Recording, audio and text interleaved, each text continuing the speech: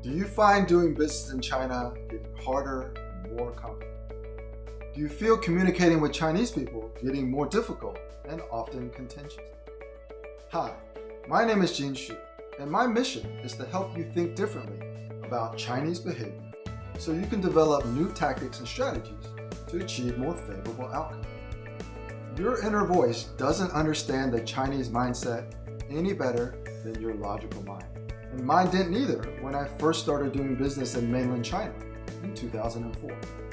In Western terms, my first Chinese partner lied, cheated, and stole from me. He created fake products with fake labels, he registered our company's trademarks in China with malicious intent, and he used cracks in the value chain, which of course only he knows, to earn kickbacks. And eventually he became a competitor. Now during this entire time, my inner voice kept telling me we had given him everything humanly possible, and yet we still could not prevent this bad behavior. But in hindsight, after more than 15 years of living and working in China, I discovered why I was at least partially responsible for this bad behavior, and that all of these bad actions were easily prevented. It all begins with a mindset adjustment. I no longer think of lying, cheating, and stealing as bad behavior.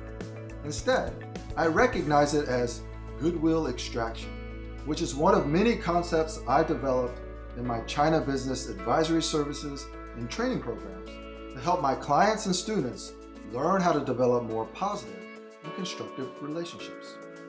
What I mean is, the way many Americans proceed with the hard-nosed negotiations and try to cover all contingencies in the contract only ever leads to a race to the bottom. This means you end up consuming all of your time and energy monitoring behavior instead of collaborating to develop new ways to win.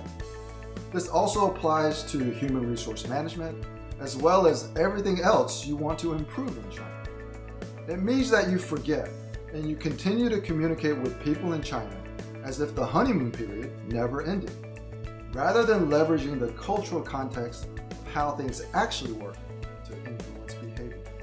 In other words, you set yourself up to experience what most foreigners in China experience after they've been there long enough, and I did as well, and that's an unexpected disappointment, or what I now call China Leadership Dilemma. Now, I'm accepting pre-orders for a book that captures everything I know to help you achieve better outcomes doing business in China. And I've titled the book, The China Leadership Dilemma. Now, my inner voice is the antagonist who follows me throughout my entire journey into China, always trying to convince me that my approach is right and that there's no such thing as an unknown unknown. Now, for you, the reader, the China Leadership Dilemma is a personal development guide for winning in China. I'm also offering bonuses for pre-ordering multiple copies. That would be a significant cost savings over what I normally charge, just to show my goodwill for trusting me to help you think differently about China and Chinese people. Now, you'll receive a ton of free information just by subscribing, but I would love for you to support my mission to improve U.S.-China relations, one relationship at a time, by ordering or pre-ordering the copy today. Thanks, and look forward to seeing you on the inside.